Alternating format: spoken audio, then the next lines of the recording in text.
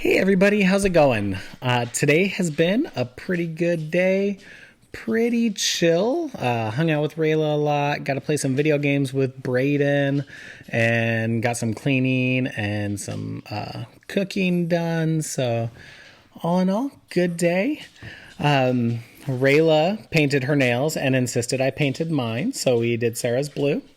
So that was something that we did today. Lots of fun. But yeah, pretty chill day. And during chill days, I think a lot. And today I was thinking about grief, just in general, and how it's many different things, especially with all the different emotions that all happen at the same time. But one thing, or one word sorry, I'm petting Callie down here. One word that you'll never hear in relationship to grief is easy. And the closer the person is to you that dies, I think the harder it is because you have that relationship there. And lots of people say grief is the price you pay for love. And I don't, while there's some truth to that, I don't so much like that saying. I don't mind people saying it. Like, it doesn't bother me. It doesn't offend me. I feel like there's no price at all for love. Love is love, right? And so I don't feel like there's a price. Grief is just another thing that happens that we have to deal with in lots of different ways for lots of different reasons. Death is just the hardest, I think. But with that said, it's really hard. Grief is hard. And a word that goes with grief really well, I think, is perseverance. And for the first time, I want to share a Sarah story. I think it's the first time, at least on this channel. And essentially, I know Teresa's also shared a story about Sarah's perseverance and her strength. Callie, come on. Callie, Milo, leave it. But this is one of the hardest things I've ever had to do. This is the hardest thing I've ever had to do. And as the hardest thing I've ever had to do, I was kind of thinking about some of the stuff that Sarah and I did before kids, before cancer, and the whole idea of conquering mountains and getting out in the world and doing things and achieving goals, going to school, being the first of our generation, or first of many generations, to graduate college or graduate high school with really, really good grades. So I just I've been thinking a lot about that today. And so first of all, if you have a good story that you want to share, simplified version in the comments about perseverance and something that you've really persevered through to improve your life, share in the comments. I'd love to hear some of your guys' stories. But today I wanted to share a story specifically about Sarah and myself before kids, before cancer, in Alaska. And So in general, we moved to Alaska because we were going to do a teaching program where you teach in the bush and you come out a certified teacher after teaching for 2 years in the bush. And we ended up finding jobs that we really liked because we couldn't fly back and forth to do that program. We decided that we were going to move up there, get a little established, get a job, get an apartment. That way, once we're a little established, we could do this program. Well, we fell in love with where we lived, and we fell in love with the people that we worked with, and we stuck it out, and we had our own little family that we decided that we made, and we just loved it. We loved Anchorage, and so that's what we decided to do. We kept doing the jobs that we had. In Anchorage, there is a mountain 5 minutes away from where we lived. And I can't remember if it was Tabletop or Flat Top Mountain. Honestly, I can't remember what the name was, but it was verging on winter time, late fall. So it hadn't gotten a whole lot of snow, but there was snow up there. And getting to the top of it, to the peak of it, was relatively icy and whatnot. And Sarah and I decided one day that we were going to hike to the top of it. And it's hikeable. It's a little climbing, not like anything too intense, but definitely had to like hang on for dear life and continue up. But we decided to do that hike, and there's pictures of it, and I love it. And getting up to the top was actually pretty easy. But then when we decided to go back down, we looked at the edge of where we came up, and we were like looking down, and because it was icy, like going down the mountain was much more sketch than going up. So going up felt pretty easy. Going down, we looked down and we're like, God, we're going to slip and fall to our doom. So we decided that we weren't going to do that. So instead, we hung out up at the top of the mountain and just enjoyed our time together for a little while and considered a plan. There was other routes around that could go down and around the mountain. And there was, after we hiked kind of all over the top of the mountain looking for different options, we definitely decided to not go down the way we came because of the ice. But we also were up there in the morning, so we had quite a bit of time. So we're like, okay, there's this other way, this other path that goes down and around the mountain and back to the parking lot that we were parked at. We decided to do that. And it was going to be, we figured like an hour hike. And so we started hiking, and during these types of hikes, during this type of moment, Sarah and I always held hands. So we were holding hands, unless the trail got narrow, but we were holding hands, and we got to talk about the future. We talked about kids. We had already been struggling and had miscarriages, and so we had a lot of things in our life that we talked about, lots of joys, and lots of adventures.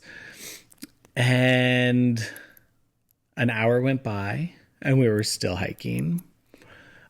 These hours went quick though. And then another hour went by and we were still walking. And we started realizing that we were really, really far away from anything, anyone, and our car. And it had gotten well past lunchtime and we were still walking. And then it was like, I want to say a good 4, 5, 6 hours. We were still walking and we continued walking. We weren't going to just stop, roll over. We had to keep going, right? It's either that or be stuck in the elements and really, really cold. Because in Alaska in the fall, it's really cold. So we kept walking.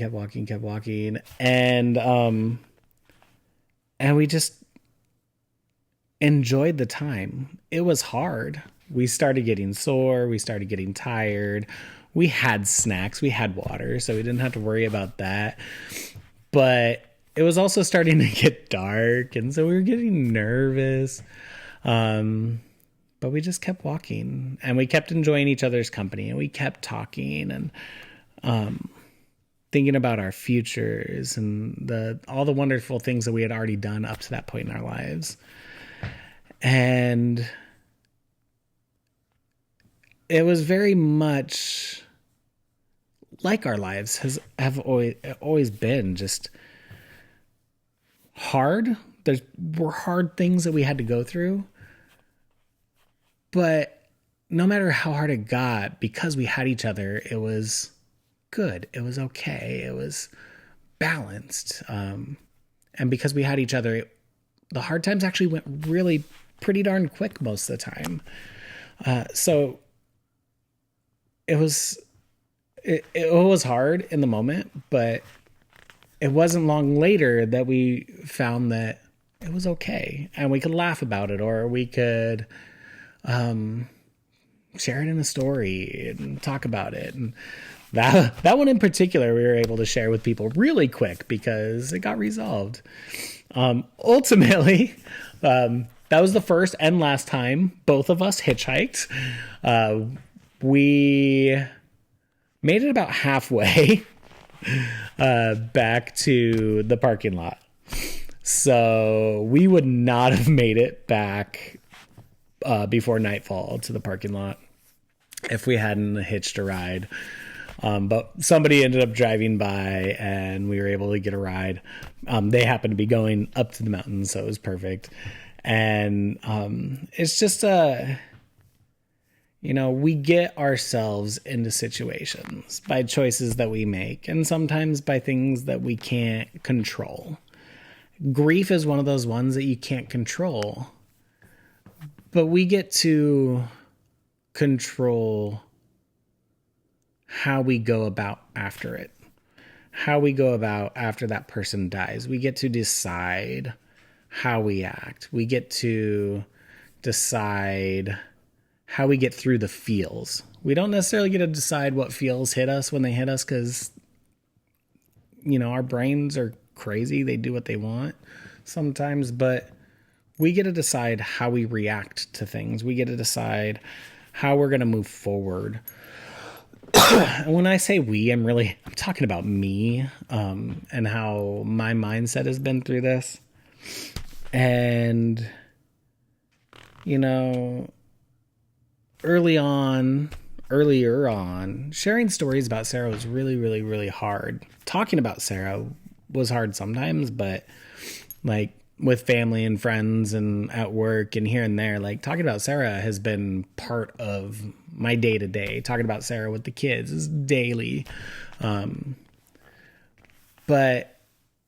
kind of like that hike, just got to keep on going. And while I don't have Sarah right here, to keep me company or to give me ideas or to share her thoughts, I have about 20 years, a little less than 20 years of a beautiful relationship where we knew each other inside and out and how each other would react. And so I've got that to reach into. I've got these memories of perseverance, of hardship, of, we can always get through. So I've always got that memory of Sarah to help me. And I know how much we thought alike. And so I've always got that to help guide me. In addition, I have our kids. I have that company. As stressful as that can be, as hard as it can be single parenting, I've got the kids. We've got each other, and we're going to keep each other going through this process and helping each other through it. And all of this hardship was out of our control. But how we go about dealing with it now is in our control. Milo, it's okay, buddy. It's okay. I know you heard somebody, so you got to bark at it. You got to bark at it, huh? But we aren't looking at everything in a negative way. We know what sucks. We know what hurts. We know what makes us sad. We know that we'd rather have Sarah be here any minute. We'd rather that, period. But that's not going to happen. That's our reality. And so we are looking at moving forward, kind of like Sarah and I did on that hike. just keep going. We just got to keep going. And maybe along the way, we'll get some help. Maybe along the way, somebody else will come along and become part of our family. But it's not something we're searching for, because we've all got each other. We've got family, we've got friends, we've got support. So we're going to keep on moving forward, one step at a time, one moment at a time. And we're going to deal with the hard things. Kind of like I talked about in the video that I did while I was hiking. We're going to deal with the hard things at the pace that we need to. And if we need to stop and take a break, we will. If we need to change things up, we will. And that's kind of where we're at right now. We're 5 months. In a couple days, it'll be 5 months from when Sarah died. And now we're really starting to ask ourselves as a family what we want, how we want to live, what we want to do, how we want to proceed with this life. And we don't want to live in Sarah's shadow, right? We want to live with her as a beautiful memory. And we can't hang on to all of the goals and dreams that we had, because those goals and dreams, some of them were more aimed for Sarah, some of them were more aimed for me, some of them were more aimed for the kids, and now all of those dynamics change. And we start to rethink what's important and what goals we want to have. And so now we're starting to talk about what those goals are. We're starting to look at how we're going to achieve different things and what's important, what makes us happy. Is it the nice house? Is it nice car? Is it material items? Is it family? And for us, family dynamics have become so much more important. Not that they weren't important before, but kind of on a different level important. And the way that we appreciate each other and support each other and help each other has increased and improved. And was also so apparent in all of the struggles that Sarah and I went through together before having kids and after having kids, and before cancer and after cancer. We always adjusted, we always moved forward, and we always looked for the positive, especially in each other.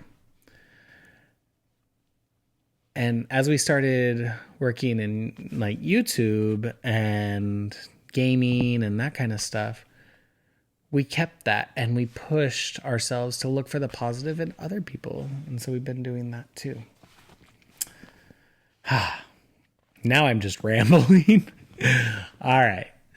So, perseverance, story of my life, story of your life, story of everyone's life.